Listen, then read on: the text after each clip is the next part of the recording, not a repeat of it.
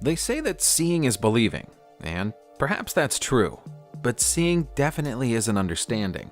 Just because we can see something doesn't mean we truly know what we're looking at.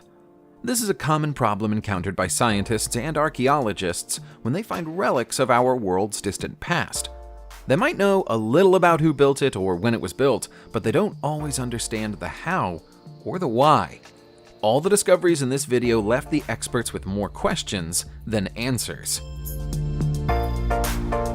In 2007, a team of Danish contractors replacing sewage pipes on Sealand Island made a discovery that shook them to their core. Underneath a building that once belonged to a butcher was a skull. At first, they thought it was a regular human skull, which would have been a disturbing thing to find by accident anyway. But upon closer inspection, it looked like nothing they'd ever seen before. It's way too big to be a regular human skull, nor does it conform to the skull of any known animal on Earth. The skull was taken to the University of Copenhagen for study, and experts there worked out that it was around 800 years old, but couldn't say what species it came from. To make things even more mysterious, the pipe it was found inside had been laid less than a century ago. The island of Sealand is known as the former base of a cult known as the Order of Pegasus Light, a collection of writers and poets that allegedly included William Shakespeare and Thomas Jefferson as members in the past. Their duties were said to include guarding and protecting the bones of alien visitors. Could this be proof that the cult was real? If not, what else could it possibly be? Close to the village of Asuka in the Nara prefecture of Japan, you'll find the ancient Kitora tomb, a sacred place with a very strange set of decorations upon its ceiling.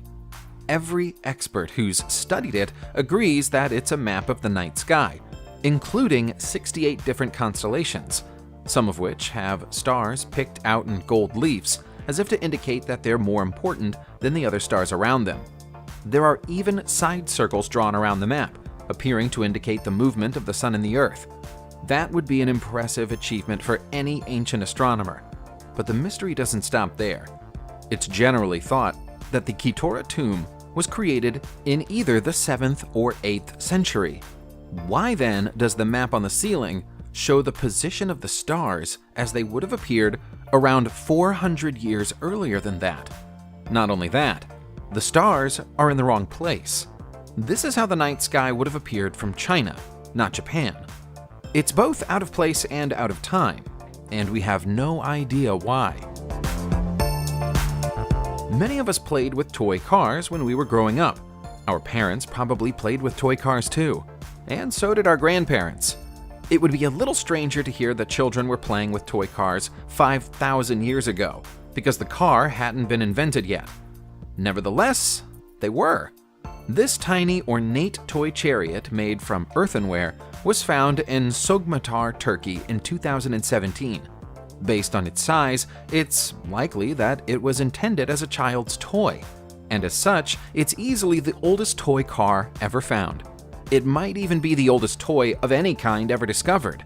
That honor used to belong to a 4,000-year-old baby rattle discovered in Kultepe, Kayseri in 2014. But this is 1,000 years older.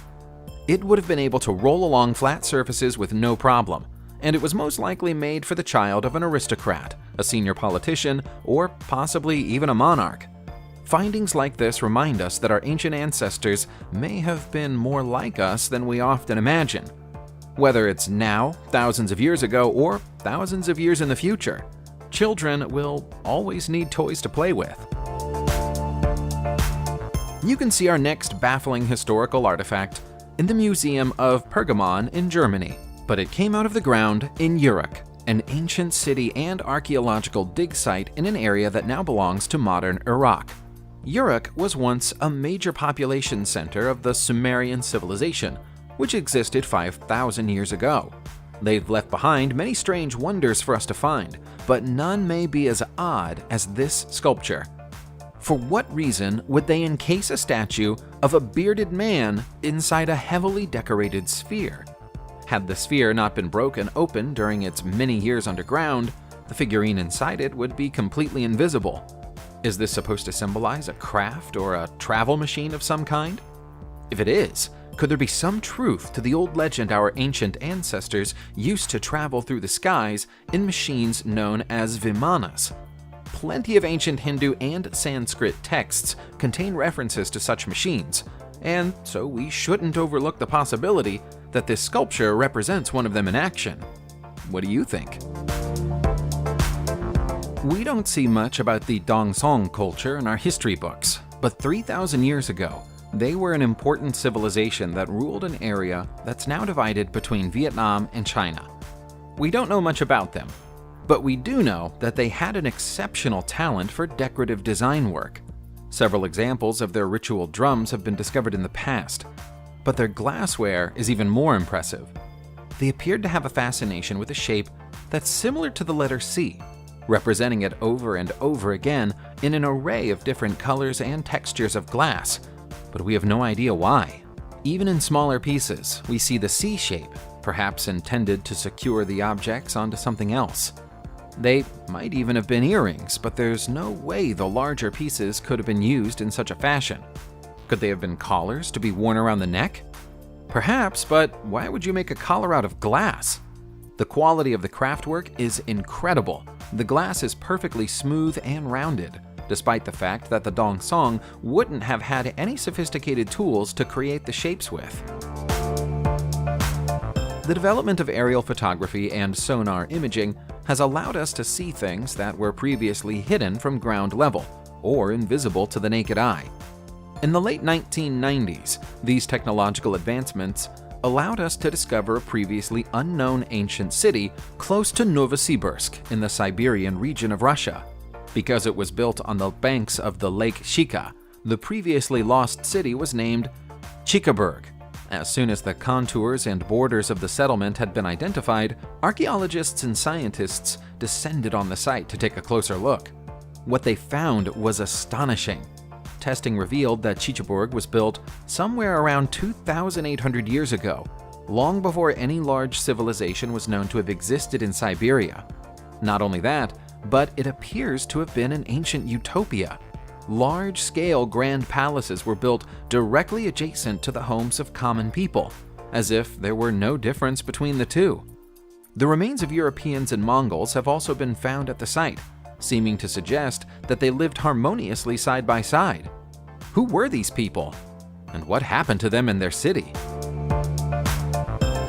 The precise time that human beings, as we understand them today, first appeared on the planet is one of those fun topics that scientists like to debate among themselves. Most of their estimates are within a few thousand years of each other. None of them would ever suggest that there were humans walking around on Earth 200 million years ago. And yet, here's a 200 million year old shoe print. Perhaps some of them would like to think again? The footprint was found in 1917, and so it's not a secret, and it's been studied closely enough to confirm that it was made by a leather shoe that contained stitches, and there was a human foot inside that shoe. The footprint was found by geologist John T. Reed in Fisher Canyon, Nevada, USA.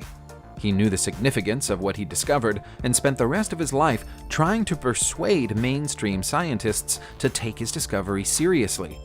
They never did, and they still don't. That might be because they know that if they do, they're going to have to rewrite the entire timeline of human existence on this planet. While scientists aren't especially keen to take a closer look at that footprint in Nevada, they're even less keen on the Fuente Magna. To a lot of historians, the scripts and carvings on the side of the jug make it so significant that it ought to be compared to the famous Rosetta Stone. The official story of the Fuente Magna's discovery is that a farmer bought it in Bolivia's Pumapunku in 1950 and took it home as a water jug for his pigs. At some point, he must have realized it might be historically important, because by 1975, it was in storage in a museum in La Paz. Experts were curious about the writing on the side of the jug, but also cautious of the idea that it might be a fake. Dr. Clyde Winters says it's no fake. He says that the text resembles early forms of both Semitic and Sumerian cuneiform, and therefore might predate both. He also sees similarities between the design here and the designs on the side of the Potokia monolith. If he's right, it suggests that the ancient Sumerians managed to travel to Peru, and we've underestimated them as a civilization. While a lot of archaeological finds have to be uncovered or dug out of the ground, others are just standing in the open, waiting for someone to notice them. The Galri Wall fits that description. It's never been hidden. It's been in plain sight in the west of Iran for more than 1,500 years, but nobody thought to pay it any close attention until recently. The wall is huge. From one end to another, it carries on for over 70 miles and contains over 35 million square feet of stone. This was a monumental construction project for somebody, but we don't know who. Much of the wall has now crumbled away, but from studying the shape and the construction, we can be confident that it once stood 10 feet high all the way along its length, and it was more than 10 feet thick. Those are the properties you'd want from a strong defensive wall, perhaps one large enough to defend a whole kingdom. But there was no kingdom here to defend. Nothing in the area of the Galri Wall suggests a major civilization ever existed there. Why would anyone go to such lengths to build a gigantic wall in the middle of nowhere? Lake Constance is enormous. The vast body of water covers 200 square miles and borders on Austria, Germany, and Switzerland in the middle of Europe. At the bottom of that lake, the secrets of an ancient European culture might be hiding. In late 2019, a team of archaeologists working on the Swiss side of the lake reported an exciting new discovery: a series of human-made stones 15 feet below the surface of the water, seemingly arranged there deliberately some 5,500 years ago. That would make them the work of a Neolithic culture, one that had no problem working with giant chunks of rock up to 8 feet thick. It's little wonder that the media are beginning to refer to this site as the Swiss Stonehenge. All of the stones are laying at regular intervals and run perfectly parallel to the shoreline. While there's no doubt that humans put the stones there, we don't know why. They might have been intended to work as a weir, or perhaps as signposts for a trade or transportation route. More research is required if we're ever to find out for sure. In 1737, French geographer Philippe Boche de la Neuville drew up a map of the area between the Antarctic Pole and the Tropic of Capricorn, and in the process, he did one of two things. He either left off a very important detail of an otherwise very detailed map, or he revealed that he had knowledge of something nobody else did. People are still debating that matter today. The map, now known simply as the Boche map, is unique in that it shows Antarctica as it would appear without ice. As well as being a traveler, Philippe was a theoretical geographer. He used various methods such as astronomy, the study of the journals of other travelers, and his own observations to predict the location and shape of otherwise unknown areas of land. It sounds fanciful, but his methods correctly predicted the existence of the Bering Strait and also Alaska. It's not thought that he ever went near Antarctica himself, and so he'd either have relied upon astronomical observation or the diaries of other travelers to inform the map he drew. How did he know what the continent would look like without ice on it in such detail? Whose maps and journals did he use to come up with the design? Was he familiar with some ancient maritime civilization whose records have since been lost to time? The name of our next artifact is misleading. It's called the Dresden Codex, but it's not German in origin.